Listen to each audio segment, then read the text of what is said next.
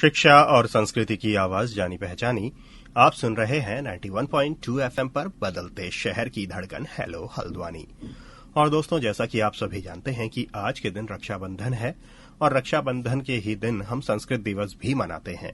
तो संस्कृत दिवस क्यों मनाया जाता है, इसके पीछे क्या कुछ खास वजह है, इस बारे में हमारे साथ बात करने के लिए आज मौजूद हैं उत्तराखंड मुक्त विश्वविद्यालय के संस्कृत विभाग के assistant professor doctor Neeraj Joshi.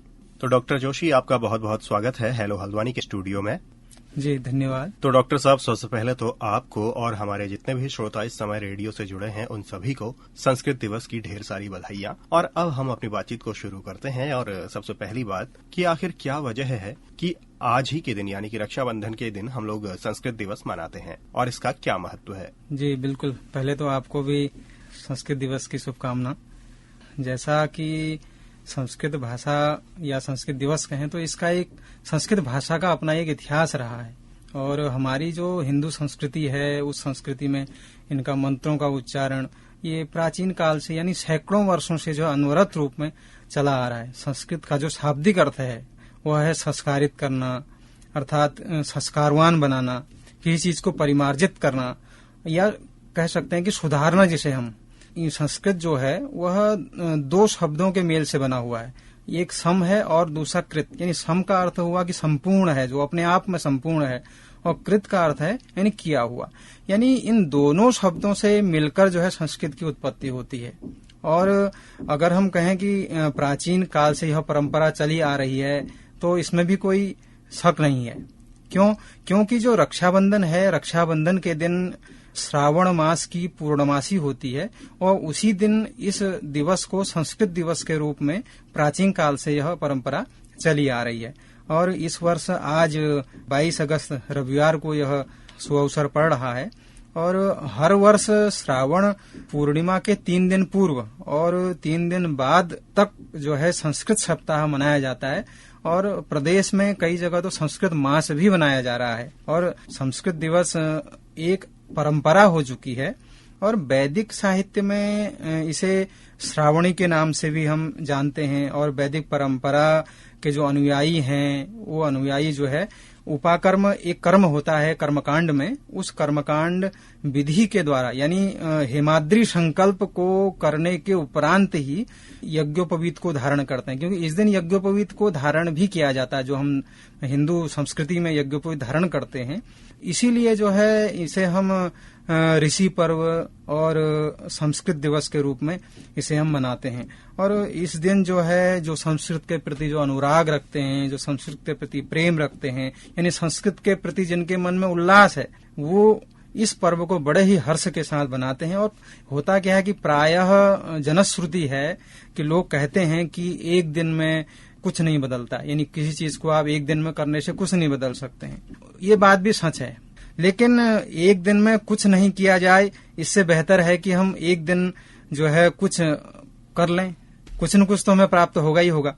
तो किसी भी दिवस का आयोजन कहें या प्रयोजन कहें कि किसी को प्रेरणा देने के लिए यानी प्रेरणा के लिए यानी जनमानस को प्रेरित करने के लिए इसका आयोजन हम करते हैं। और जो समाज का जो विभिन्न जो वर्ग हैं, जो समुदाय हैं, उन समुदाय को लोगों को जोड़ने का ये कार्य इन पर्वों के माध्यम से हम कर पाते हैं। और संस्कृत दिवस पर संस्कृत की जो व्यापक और उसकी जो सामाजिक और ऐतिहासिक जो उसके संदर्भ हैं, उन संदर्भों को हम समझ पाते हैं और सही रूप में हम भविष्य के लिए जो योजनाएं हैं उन योजनाओं को हम क्रियान्वित कर पाते हैं। और किस प्रकार से हमें आगे यानी कह सकते हैं कि पुस्तकी ज्ञान के अलावा जो अतिरिक्त जो हमारी विचारधाराएं हैं, उन विचारधाराओं को व्यापक रूप में समाज के सामने या समाज के लिए हम उसे प्रस्तुत कर पाते हैं। और यही संस्कृत दिवस की कहें कि प्रासंगिकता भी है। जैसे आपने बात की आज के दिन हम संस्कृत दिवस मना रहे हैं और क्यों मना रहे हैं इसके बारे में आपने हमारे श्रोताओं को और हमें बताया, लेकिन जैसे संस्कृत दिवस मनाने की एक शुरुआत है, जो इसका इतिहास है वो कब से रहा और क्या महत्व इस दिवस का फिर उसके बाद होता है? जी बिल्कुल, इसका एक अपना इतिहास है। वैसे तो अगर बात करें कि जो भारतीय जो संस्कृति है वह संस्कृत क्या है कि एक आत्मा रूप में है। यानी जब भी जो भारतीय संस्कृति की हम बात करते हैं तो वहाँ कहीं न कहीं संस्कृत हमें नजर आती है। और प्राचीन काल में हमारी जो श्रावण पूर्णिमा है, उस श्रावण पूर्णिमा के दिन जो है, जो हमारा जो शिक्षा सत्र है, वह शिक्षा सत्र भी इसी दिन से प्रारंभ होता था। और वेद पाठ कहें कि विद्या का प्रारंभ करना कहें, तो इसी दिन से हम प्रारंभ करते थे। यज्ञोपवीत धारण करने के उपरांत जो है ये चीजें होती थी। और जो पौष मास है, उस पौष मास से उस श्रावण की जो पूर्णिमा है, इसके बीच का जो अंतराल है, उसमें हम अध्ययन जो है 1 महीने के लिए बंद हो जाया करता था। और फिर से क्या हुआ, जो प्राचीन काल में जो श्रावण पूर्णिमा है, उस श्रावण पूर्णिमा से पौष पूर्णिमा तक फिर से जो है अध्ययन चलता था। तो वर्तमान में भी यह परंपरा, गुरुकुल परंपरा जो पद्धति है, वहाँ पद्धति यह आज भी इसका अनुपालन हो रहा है। लेकिन अब आज जो है आधुनिकरण की तरफ हम जरूर भाग रहे हैं, लेकिन कुछ न कुछ चीजें हम पीछे भी छोड़ते जा रहे हैं। और अगर बात करें कि इसे भारत सरकार ने जब 1 अक्टूबर 1956 को जो है एक संस्कृत आयोग का गठन किया गया, तो उस गठन के जो अध्यक्ष के रूप में जिन्हें मनोनीत किया गया भारत सरकार द्वारा, वह थे प्रोफेसर सुनीति कुमार चटर्जी। तो उन्होंने क्या किया, इस एक कमेटी बनवाई। इस कमेटी का जो उद्देश्य था, वह उद्देश्य यह था कि संस्कृत को आधुनिक शिक्षा प्रणाली से जोड़ने के साथ जो अन्य चीजें हैं, यानी अन्य सिफारिशें हैं, उन सिफारिशों को उसमें लाना। और उन्हीं सिफारिशों में जो यह संस्कृत दिवस है, एक दिन जो है संस्कृत दिवस के रूप में मनाया जाएगा, यह भी पारित हुआ। और तभी जो है भारत सरकार ने शिक्षा मंत्रालय के माध्यम से फरमान जारी किया, वह 1969 में। तो तभी से जो है प्रतिवर्ष श्रावण पूर्णिमा को जो है संस्कृत दिवस के रूप में हम बना रहे हैं। और संस्कृत का इतिहास इतना प्राचीन रहा है कि इसे एक दिन में जो है समझना बड़ा कठिन सा है और एक दिन में असंभव सा प्रतीत हुआ। और इसीलिए पूर्व प्रधानमंत्री हमारे अटल बिहारी वाजपेयी जी ने जो है उनके कार्यकाल में संस्कृत दिवस को जो है सप्ताह पर्यंत, यानी 1 सप्ताह के रूप में संस्कृत सप्ताह के रूप में बनाने का जो है वो नियम पारित किया गया कि संस्कृत को आप एक दिन में कुछ नहीं होता है, आप सप्ताह पर्यंत इसको बनाइए। तो तब से जो है यह अनवरत रूप से चल रहा है। और एक चीज और हुई, जब संस्कृत का द्वितीय आयोग जब गठित हुआ, यानी 58 साल बाद, यानी 2013 में, तो 2013 में जब दूसरा संस्कृत आयोग बना, तो उस समय इसकी जो अध्यक्षता कर रहे थे पद्म भूषण प्रोफेसर सत्यव्रत शास्त्री जी, उनकी अध्यक्षता में यह सब कार्य हो रहा था। तभी जो है भारत सरकार द्वारा जो है इस संस्कृत को पुष्पित पल्लवित संरक्षित करने के लिए कुछ सिफारिशें लागू की गई। और उन सिफारिशों को एन गोपाला स्वामी की अध्यक्षता में जो है एक समिति बना करके संस्कृत के लिए एक 10 वर्षीय कार्य योजना की रूपरेखा का निर्माण किया गया। और उस रूपरेखा का जो उद्देश्य था, वह उद्देश्य था कि जो रोड मैप है, यानी road map for the development of Sanskrit 10 year, जो 10 ईयर का जो परफेक्टली प्लान बना करके जो है भारत सरकार को प्रस्तुत किया। तो ये इसका इतिहास रहा है संस्कृत के बारे में। तो काफी व्यापक और काफी विस्तार से आपने हमें संस्कृत दिवस के इतिहास के बारे में बताया और हमारे श्रोताओं को भी काफी कुछ इससे जानने को मिला होगा, समझने को मिला होगा। लेकिन जैसे हम बात करते हैं कि आज के दौर में कहीं न कहीं हम देखें तो संस्कृत कुछ हद तक पीछे छूटती चली जा रही है। और आज के दौर में क्या लगता है आपको कि संस्कृत की क्या प्रासंगिकता है और इस दिवस की क्या प्रासंगिकता आज के दौर में हमें देखने को मिलती है? जी बिल्कुल, बहुत अच्छा प्रश्न आपने किया कि संस्कृत की क्या वर्तमान में प्रासंगिकता है और क्या इसकी उपादेयता है, क्यों लोग आज संस्कृत के प्रति विमुख हो रहे हैं और इसे संस्कृत से लोगों को कैसे जोड़ा जाए। जी, हालांकि इस सवाल का जवाब काफी लंबा होता है, लेकिन तो ये हम कहेंगे कि आप थोड़ा संक्षेप में रखने की कोशिश कीजिएगा। एक मैं छोटा सा उदाहरण आपको बता रहा हूँ। एक बार क्या हुआ कि हमारे देश के जो पूर्व राष्ट्रपति थे, वो AGP अब्दुल कलाम जी, तो एक बार ग्रीक देश की यात्रा में गए। तो उनका जो स्वागत करने के लिए वहाँ के अध्यक्ष, ग्रीक देश के अध्यक्ष आए, उन्हीं के विमान में चले गए वहीं उनका स्वागत करने के लिए। तो जब उन्होंने उनका स्वागत किया, तो स्वागत में उन्होंने अपनी भाषा को न बोल करके संस्कृत में उनका स्वागत किया। तो कलाम साहब एकदम बिल्कुल भौचक कि कैसे जो है आप संस्कृत को इतना, आप संस्कृत में आपने कैसे बोल दिया। तो वो बोलते हैं कि आपने जो है संस्कृत का परिचय आपसे कब हुआ और संस्कृत इस प्रकार की जो विचारधारा आपके मन में कब जागी। तो तब वो कहते हैं कि एक बार मैं अपनी मातृभाषा, यानी जो ग्रीक, कहते हैं कि जो प्राचीन ग्रीक भाषा थी, उस ग्रीक भाषा को जानने का मेरे मन में विचार आया और उसी भाषा को जानने के लिए मैं जर्मन गया। तो जर्मन में क्या हुआ कि जर्मन में मैंने देखा कि जो विभिन्न जो विश्वविद्यालय हैं वहाँ ग्रीक भाषा, प्राचीन ग्रीक भाषा, संस्कृत भाषा इनको पढ़ाया जा रहा था। तो तभी किसी आचार्य से मैं मिला और उनने कहा कि यदि आपको ग्रीक भाषा का वो जानना है तो आपको सबसे पहले तो संस्कृत को जानना होगा। तो आप यदि संस्कृत को जान लेंगे तो ग्रीक भाषा को जानना आपके लिए बहुत आसान हो जाएगा।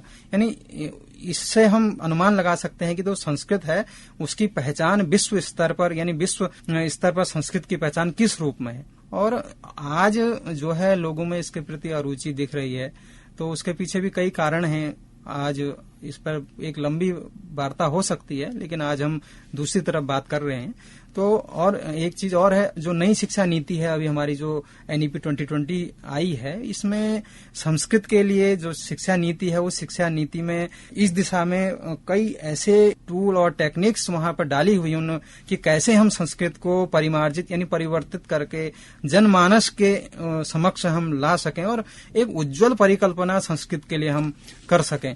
ये सब चीजें जो है नई शिक्षा नीति में चर्चा हुई है। और जैसे कि उस शिक्षा नीति में बहुभाषिकता, मातृभाषा, त्रिभाषा सूत्र, यानी इनको परिभाषित करते हुए वो 4.11 में इसे एलोबरेट किया गया है कि संस्कृत को हम कैसे आगे इसके लिए हम नियमों का वो कर सकें। तो राष्ट्रीय जो शिक्षा नीति आई 2020 में, तो उसके 4.17 में कहा कि जो भारत की जो प्राचीन भाषा है, साहित्य है, उसका जो महत्व है, उसकी जो प्रासंगिकता है, उसका जो सौंदर्य है, वो उसे हम किसी रूप में अनदेखा नहीं कर सकते हैं।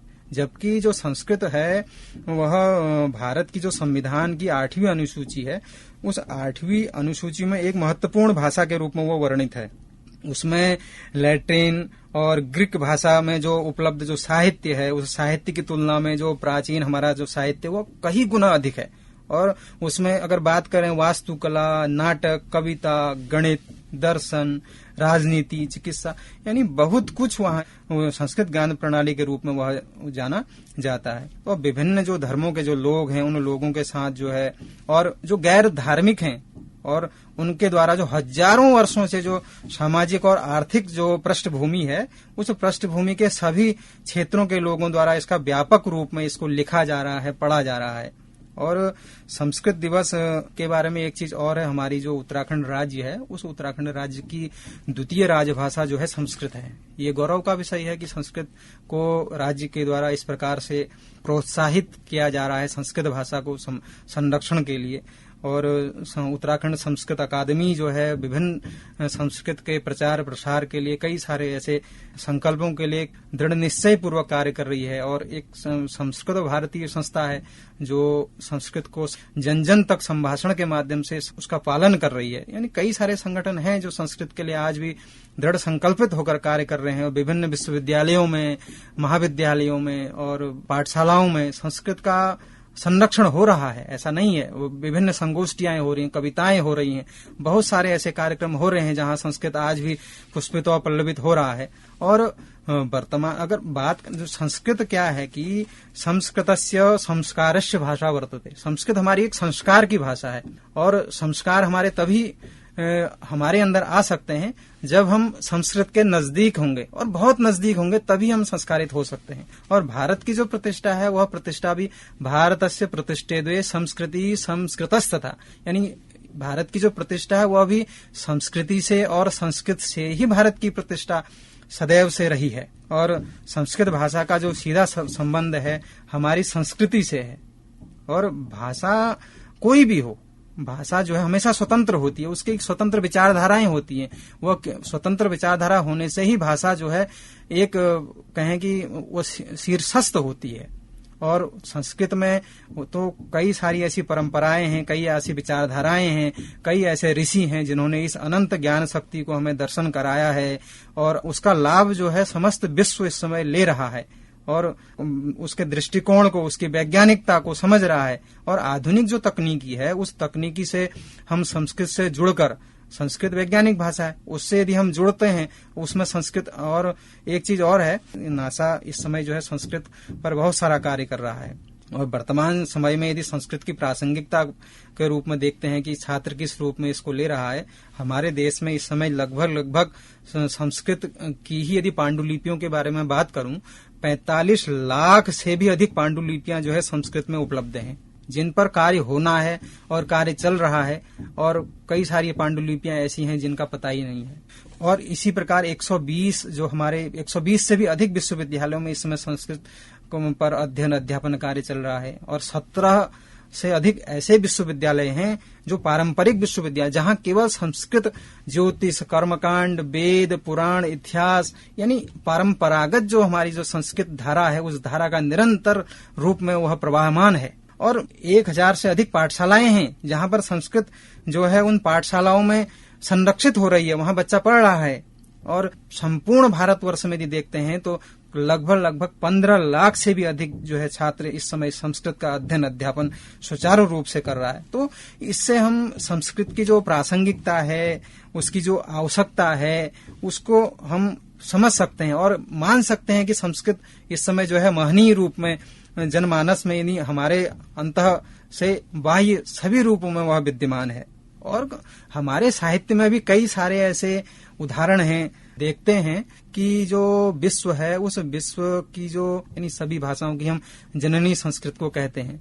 तो क्या संस्कृत में कुछ ऐसा है कि जैसे कहें कि केवल एक ही अक्षर से पूरा वाक्य का निर्माण हम कर सकते हैं और अन्य भाषाओं में वह नहीं हो सकता है? और संस्कृत एक ऐसी भाषा है जहां केवल मात्र एक शब्द से जो है हम किसी भी श्लोक को, यानी कहें कि किसी भी वाक्य की पूर्ति हम कर पाते हैं। एक उदाहरण है, हमारा एक महाकाव्य है, क्रातार्जुनीय महाकाव्य है, जिसको महाकवि भारवी ने लिखा है। उनका एक श्लोक है, नन्नो ननुन्नो नुन्नेनो नाना नाना नना ननु नुन्नो नुन्नो ननुन्नेनो नानेना नुन नुन्ननुत। यानी 9 जो शब्द है उस 9 शब्द व्यंजन से जो है संपूर्ण जो श्लोक है उसकी संरचना हो गई है। इस श्लोक का अर्थ?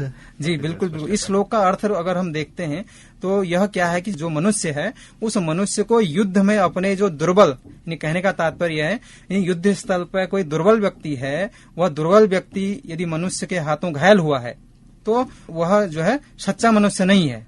यदि कोई दुर्बल व्यक्ति मनुष्य से, कोई दुर्बल व्यक्ति है, आपके द्वारा वो आघात पहुंच रहा है, तो वह कहने का मतलब है कि ऐसे ही जो दुर्बल व्यक्ति को कोई आघात करता है तो वह मनुष्य, यानी मनुष्य की जो मनुष्यता है उसको इस श्लोक के माध्यम से बतलाया गया है।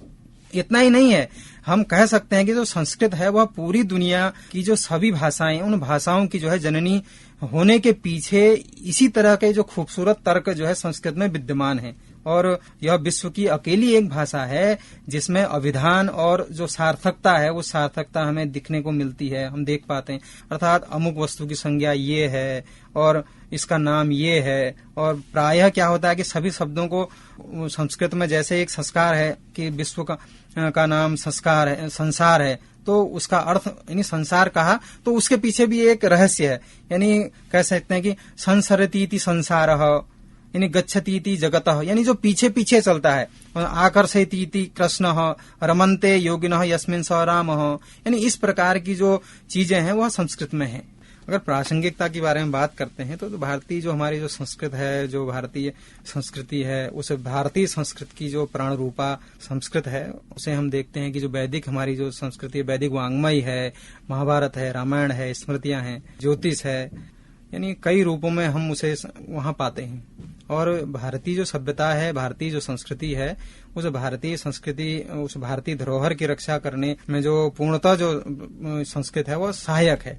और संस्कृत जिस प्रकार हम कह सकते हैं कि जो उदर के लिए भोजन की आवश्यकता होती है, उसी प्रकार जो हमारे जो नैतिक मूल्य हैं, हमारी जो सभ्यता है, उन सभ्यताओं को परिचय जो है संस्कृत के माध्यम से, यानी संस्कृत साहित्य में ऐसे सुभाषित की भरमार है जो मनुष्य की जो सभी जो समस्याएं हैं उन समस्याओं का जो समाधान करने में वह समर्थ है। जैसे मातृवत परदारेषु परद्रव्येषु लोष्टवत आत्मवत सर्वभूतेषु यह पश्यति स पंडिता, यानी ऐसे कई सारी लोकोक्तियां हैं जिनको हम हमारी जो समस्याएं हैं उन समस्याओं में समाधान के लिए यह बिल्कुल कहें कि एक रामबाण के रूप में कार्य कर रही हैं। और संस्कृत की जो वैज्ञानिकता है उस वैज्ञानिकता का अध्ययन करने के लिए नासा ने 1987 में संस्कृत को कंप्यूटर की जो सर्वोत्तम भाषा है वो भाषा घोषित कर दिया है और इस पर कई सारे कार्य हो रहे हैं। और संस्कृत जो है, उस संस्कृत की जो वैज्ञानिकता है, उस वैज्ञानिकता होने के कारण ही आज अमेरिका, रूस, कई सारे देश ऐसे हैं जो संस्कृत में बच्चों को पढ़ाई करवा रहे हैं। मैं तो ये कहूंगा कि कहीं ऐसा न हो कि हमारी संस्कृत को पढ़ाने के लिए भविष्य में हमें विदेशों से संस्कृत के लिए अध्यापकों को लाना पड़े। हम देखते हैं कि आज यहाँ पर इस प्रकार के संस्कृत के प्रति लोगों में जो अरुचि दिख रही है, उससे इस प्रकार की संभावनाएं कभी कभी लगता है कि देखना पड़ेगा। और संस्कृत भाषा के बारे में अगर हम बात करें तो संस्कृत को हम कैसे जानें, तो बच्चे को हम घर में हम संस्कृत के बारे में बच्चों को कैसे पढ़ाएं, कैसे उन पर रुचि पैदा करें। हम सामान्यतः हम देखते हैं कि जो बच्चा शब्दों को, जैसे मान लीजिए कि गाय है तो गाय को उसने क्या कहा, गो। तो ऐसे ही जंगल है तो जंगल को क्या बोला, वन। और घास है, चारा है, चारा को क्या कहा, घास।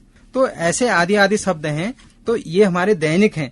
यानी इसी प्रकार दूध को दुग्धम हम बोलते हैं और गाय को गौ, यानी गौ दुग्धम और देने को ददाती। यानी ऐसे छोटे छोटे संस्कृत वाक्यों को बना करके हम जो है संस्कृत को छोटे बच्चों में संस्कारित रूप में कर सकते हैं और बच्चों को जो है छोटे छोटे स्तोत्रों के माध्यम से संस्कृत के प्रति जागरूकता हम कर सकते हैं। और कई सारे ऐसे चीजें हैं जिससे हम संस्कृत के प्रति, कथाएं हैं, तो संस्कृत के प्रति हम उनमें, उनके मन में एक संस्कार को संस्कारित कर सकते हैं। संस्कृत भाषा संस्कृतस्य देवभाषा अस्या भाषायाः पूर्व ज्ञान ऋषि महर्षीणां भाषा वेदोपनिषदानां पुराण इतिहास काव्यादीनां समस्त प्राचीन शास्त्राणां च भाषा संस्कृत भाषा वर्तते। तो अस्माकं सर्वस्वं संस्कृतं वर्तते, हमारा सब कुछ संस्कृत है। और एतस्य हानिरेव अस्माकं सर्वं हानि, यदि इसकी हानि होती है तो हम सभी की कहीं न कहीं कुछ न कुछ हानि हो रही है। अतः एतस्य पुनरुत्थाने संरक्षणे अस्माकं प्रत्येकं जनस्य पूर्वदायित्वं वर्तते, यस्य च दायित्वं पालनस्य फलयोः भविष्यः सन्तति अपि ही सजीव मार्गे पुनः प्राप्तुम नास्ति संशय। यदि हम इसका संरक्षण करते हैं तो इसको सजीव रूप में हम इसको बनाते हैं तो हमें संस्कृत जो है कई सारे ऐसे तत्वों को देती है जिससे हम उस संस्कृत धारा पर संस्कृत के लिए कार्य कर सकते हैं।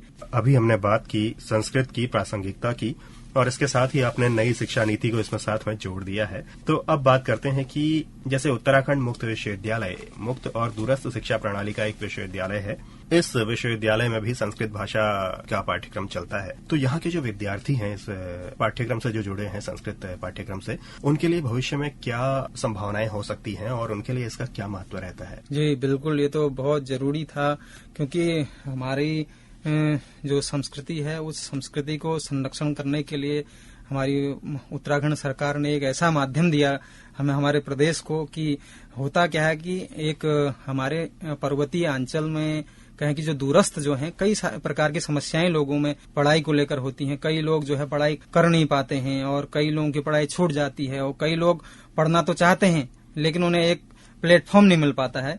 तो उत्तराखंड मुक्त विश्वविद्यालय एक ऐसी सेवा दे रहा है उत्तराखंड समस्त देश को। और संस्कृत को लेकर के जो भविष्य की यदि बात करें तो हमारे विश्वविद्यालय में संस्कृत से स्नातक और परास्नातक दोनों और एक संस्कृत का सर्टिफिकेट कोर्स भी विश्वविद्यालय द्वारा चलाया जाता है, जिसमें कई सारे लोगों को उस सर्टिफिकेट कोर्स को करने से यानी कह सकते हैं कि संस्कृत सरल रूप में संस्कृत को जान करके अपना एक फ्यूचर बना सकते हैं। जैसे किसी हम देखते हैं प्रायः सेना में कई लोग जाना चाहते हैं और वो संस्कृत स्ट्रीम से नहीं होते हैं, लेकिन उन्हें एक प्रमाण पत्र की आवश्यकता होती है। यदि आप संस्कृत का प्रमाण पत्र प्राप्त कर लेते हैं तो आप इजीली जो है उस सेना में प्रवेश कर सकते हैं। तो एक माध्यम है, इसमें एडमिशन लेंगे तो आप उस दिशा में जा सकते हैं। और दूसरा एक चीज और है, संस्कृत को पढ़ने से संस्कार आते हैं, ये तो हम बात कर चुके हैं। और संस्कृत पढ़ने से क्या भविष्य में हम क्या कुछ और कर सकते हैं, एक प्रश्न ये भी हमेशा रहता है सभी के मन में। तो संस्कृत पढ़ने से एक तो संस्कृत पढ़ने वाला केवल हम प्रायः क्या होता है कि एक जनमानस में लोगों की मनोधारणाएं बनी हुई है संस्कृत एक कर्मकांड की भाषा है, लेकिन ऐसा नहीं है। संस्कृत केवल मात्र कर्मकांड की भाषा नहीं है, इसमें कई सारी ऐसी चीजें हैं। आज देखिए आप देश में IAS जो है, PCS जो है, उत्तराखंड सरकार ने जो है संस्कृत के संरक्षण के लिए पूरे राज्य में संस्कृत ग्राम की स्थापना की गई है। संस्कृत ग्राम बनाने के लिए वहां पर नियुक्तियां करवा रहा है। तो वो कब होंगी नियुक्तियां? जब हम संस्कृत को जानेंगे तभी वहां नियुक्त हो पाएंगे।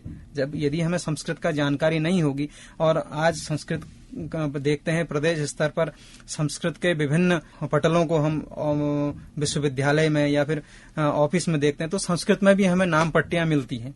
तो वो कब जाके हमें उस रूप में हम संस्कृत को जान पाएंगे? जब हम संस्कृत को पढ़ सकते हैं, तभी हम संस्कृत के क्षेत्र में जो व्यवसाय है या कहें कि भविष्य को देख पाएंगे, यानी उसको जानने के उपरांत। विश्वविद्यालय ऐसा अवसर दे रहा है कि जो लोग संस्कृत को नहीं पढ़ पाए हैं या छूट गई है, विश्वविद्यालय ओपन डिस्टेंस लर्निंग के माध्यम से आप यहाँ पर संस्कृत को पढ़ सकते हैं, संस्कृत को जान सकते हैं। और प्रमाण पत्र पाठ्यक्रम यहाँ पर है, जिससे आप कई लोग जो है विदेश जाना चाहते हैं और संस्कृत के क्षेत्र में कार्य करना चाहते हैं, लेकिन तब वहां पर दिक्कत आ जाती है जब उन्हें अंतिम में पूछा जाता है क्या आपके पास संस्कृत का कोई प्रमाण पत्र है। निराशा उनके मन में आ जाती है।